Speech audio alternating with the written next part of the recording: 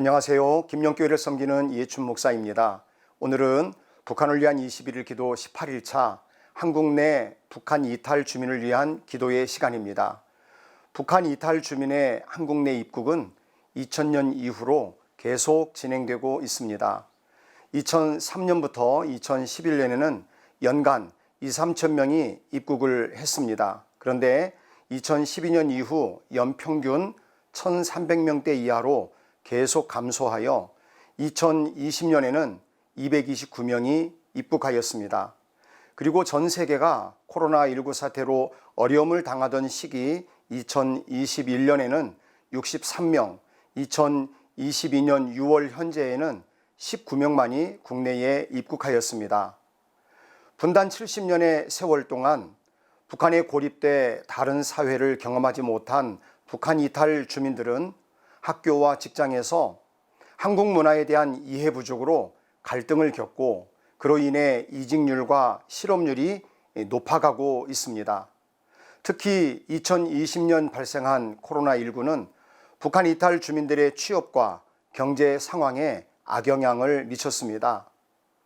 임시직과 일용직의 비중이 높은 북한 이탈 주민들의 취업률은 코로나19의 직격탄을 맞았는데 2019년 3.1%였던 실업률이 2020년 조사에서 7.7%로 2배가 넘게 상승했습니다.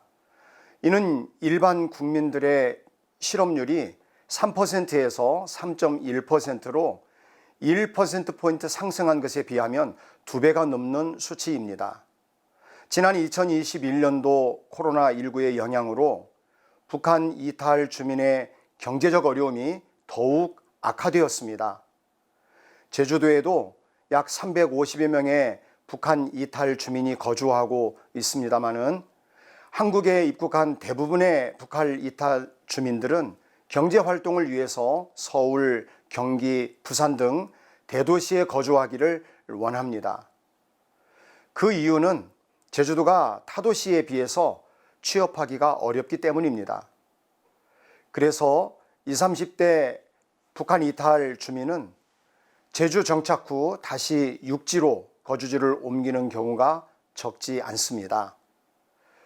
또한 한국에 입국하기 전 해외에서 신앙을 가졌지만 반대로 제주에 와서 신앙생활을 멀리 하는 경우도 많습니다.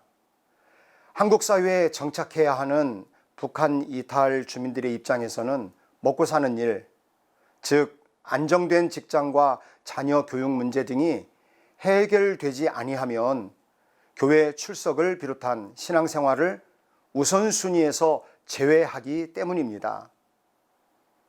한국에 정착한 3만 5천여 명의 북한 이탈 주민들은 한국 교회가 통일을 경험할 수 있는 좋은 기회를 주고 있습니다. 교회는 물리적인 통일을 위해서도 기도하고 노력해야 하지만 나와 가까운 곳에 살고 있는 북한 이탈 주민들과 깊은 교제와 관계를 통하여서 미리 통일을 살아보고 노려볼 수 있는 좋은 기회입니다.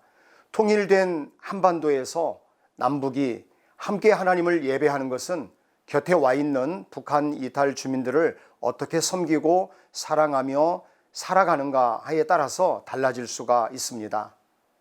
하나님께서는 한국교회에 이미 통일을 주셨다고 생각합니다.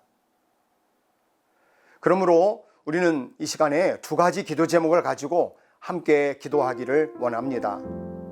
첫 번째는 한국교회가 북한 이탈 주민들에 대한 깊은 이해와 사랑을 가지고 섬길 수 있도록 기도하고 미리 보내신 이들과 통일을 살아보면서 다가올 통일을 지혜롭게 준비할 수 있도록 기도합시다.